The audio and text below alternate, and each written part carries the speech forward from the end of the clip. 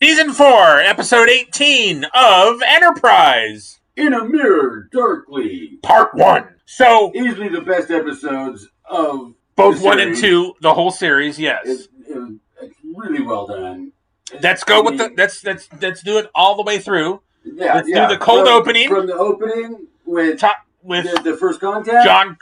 James Cromwell. Yeah, Jimmy Cromwell, even. It was great. But you had a question. You had a very good point. Well, yeah, because if the Vulcans had been observing Earth for any length of time... Like they had, supposedly. Like they supposedly had been. Yeah. They would know the nature of the human people on this world and their... And their conquestive nature. Yeah. So and then would they have shown up unarmed and like? Yeah. So hold on, and then I'm not trying to cut you off or finish your thought, but also because the mirror universe was supposedly created in the theory of what if the Roman Empire had never fallen, so it becomes this global empire. Right. So did they have another for hundreds of years? Did they have another world war? How did it become exactly like First Contact? Right. That's another about the where we almost destroyed ourselves, which could have happened. There could have been like some kind of civil war uprising, something or other. Okay, but still it was similar and had the same result of decimating the population and the people. And okay, but you know what I'm saying. I could see a similar event happening. Why not? And we're not picking on it because these 2 episodes are clearly the best of the whole series. Oh yeah, no, but so there's that. But then let's go to the cold opening. I mean, not the cold opening, the intro. But no, it's just with the Vulcans. I mean, they were not so different from our Vulcans. I guess, yeah. Because they developed pretty much the same way. They didn't have any kind of like Roman Empire that never fell. Yeah. Or Vulcan. Yeah. Which I always thought was weird because then there's Romulans, so they still had a schism. Yeah. And you would think because if Spock Sarek was doing his thing and the Vulcans rejected it, that left the world and became the Romulans. Yeah. That could still have happened in the mirror universe. Why not? But remember, Spock acted like quite the pirate. He did, but he was also conditionalized. Because he was part of the Empire. He had joined the Starfleet of the ISS. Okay, I know. I'm not. And so he. I'm not. I'm just watching it. Yeah. And I'm sure that relations are different between Earth and Vulcan.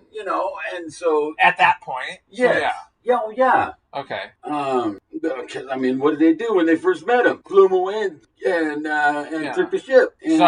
So I'm sure Earth had probably subjugated Vulcan, more or less. Yeah. Which I always find funny because Vulcans are supposed to be, 2-3 times stronger than humans? And the way Vulcans were in the Enterprise series. Yeah. How pious and holier than thou they were over, humans. And so it was different. Yeah. It'd be like the opposite. Earth would have... You're doing the whole Rom thing. It's going to be Brunt's evil in our universe and he's good in this one, so then that means the grubs are poisoned or not.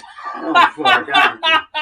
Anyway. I wouldn't go that far. Okay. But no, but yeah, and then the opening credits. The credits were great. Fucking A. The contrast between that and and we didn't have the opening credits of the regular series, which was all of our stupid song. Yeah, the song. No, hold on. The music was great too. It was like all ominous and So, question, and we should do this in a different thing, but we're not going to do that. Was that like one of the real death nails of Enterprise from the beginning? Well, it's the only Enterprise theme song with lyrics and vocal like that. Yeah. I've heard it at the grocery store on their.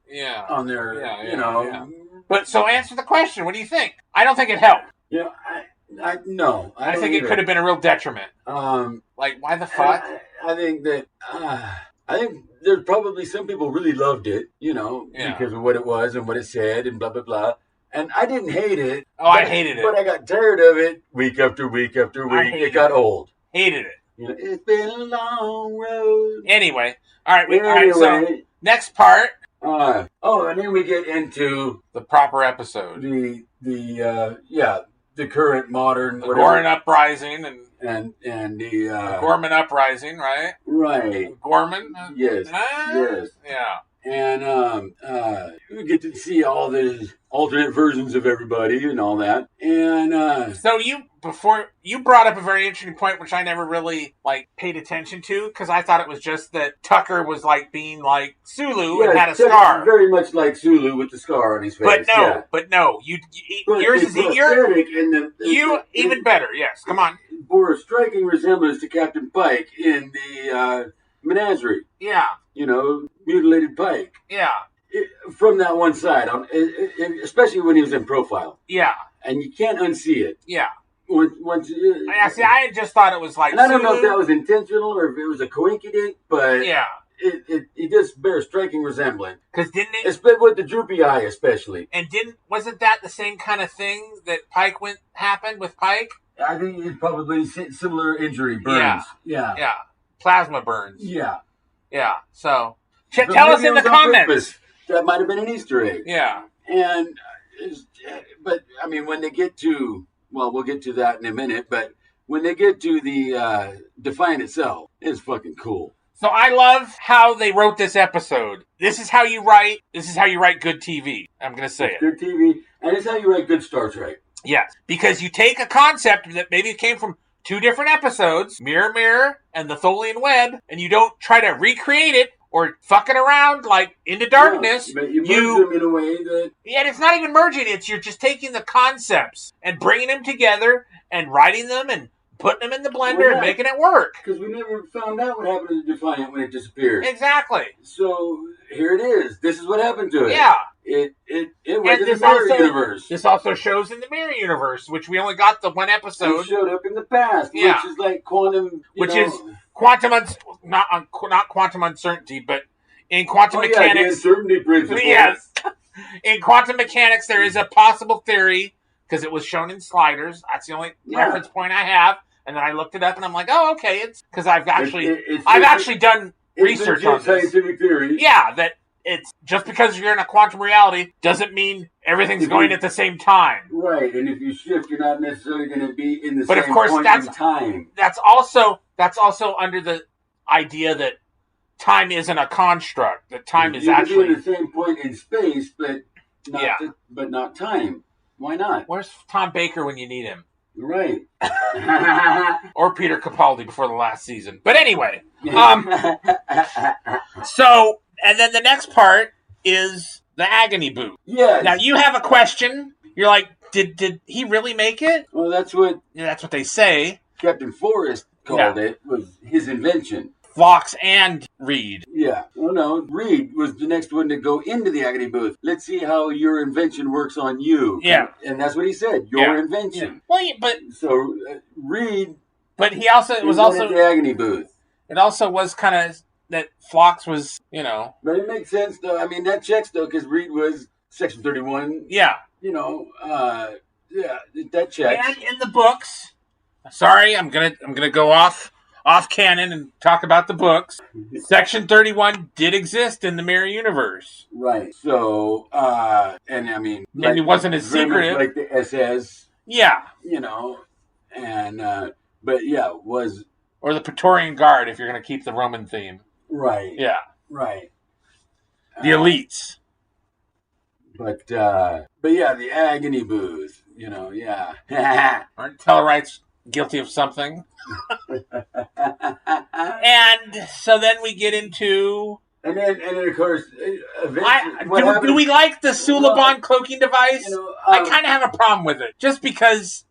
And T'Pol, she has her loyalties to the captain, Forrest. Oh Jesus, Mother Mary! She's the one who breaks him out of his. Hold on. Let's talk about T'Pol. First of all, Jolene gets to wear her fucking proper hair and color. Yeah, that's her hair, not a wig or anything like that. Right. Because she's got to stuff all that up into that fucking bowl thing. And Sweet Jiminy Christmas, Christ on fucking Sunday. And that is some kind of good. There, I said it. She seduced Tucker and mind melded him. Well, that's because they had a relationship. Right. Because she had her Pong Far. So I'm glad it's both. I'm glad on Vulcan that it's both men and women. Yeah. But then they got to sync up, so it's a whole thing. And so she, I can see it. The promise of a sexual encounter. I can see a male Vulcan oh, it's Pong Far time, and she's like, well, I got another year and a half, so you're gonna have to wait. I'm like, no, fuck that couch, yeah. Go up to the wherever, yeah. Meditate for a year and a half. Because whatever passes for a brothel on Vulcan. Because Tuvok said he was in the middle of meditations when the Pong Far hit. Yeah, so ain't no meditation about it. It's time to rock and roll. Anyway, so and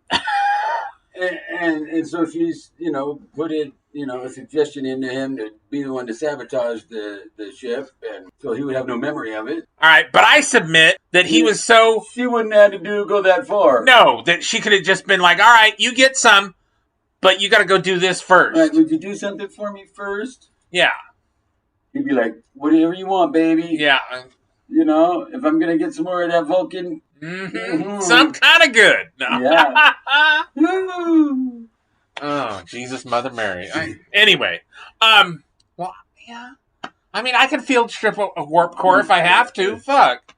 A red-blooded human and a green-blooded Vulcan. Like Christmas time, baby. Fucking A, yum. Hans Breaker's thumb was in a dike. No, anyway. Oh, dude, I know what I'm going to ask Santa for this year. Right? Anyway.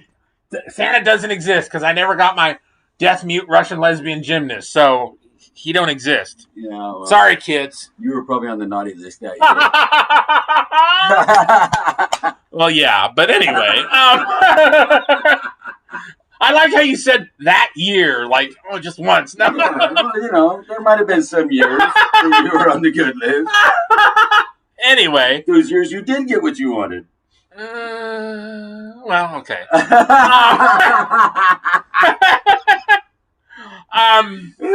So anyway. Yeah, dude.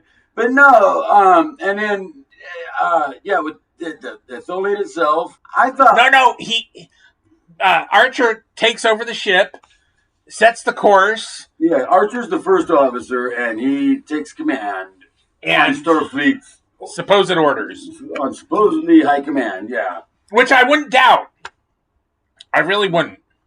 And so, yeah. I mean, do you think so? Yeah, why not? Yeah, probably. Yeah. Because of how things are going. And he had way too much detail just for him to fucking be paying a fucking traitor to get the information. Yeah. There was way too much detail. Yeah. So this was a sanctioned mission. Yeah. Absolutely. Yeah. He was ordered to take command and... Yeah. Yeah. So fight me in the comments if you think I'm wrong. And T'Pol was, this commander under Archer. No, under... loyal to Forrest. Yeah. And... So there's that conflict going on between them in the crew, the inner crew conflict, which is typical of the Mirror Universe. Yes. Everybody's always fighting with each other. I don't know how they get anything done, man. It's almost like a Klingon ship. Yeah. But not as well regulated with a code of honor. Right.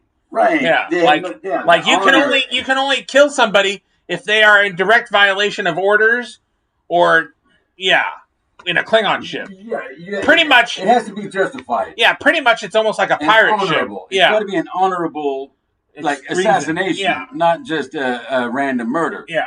That's not cool, and it's not honorable, and they will not tolerate that. No. Fuck no. Yeah. So, and then they lock the course in, and then they get there, and that screenshot of seeing the planet.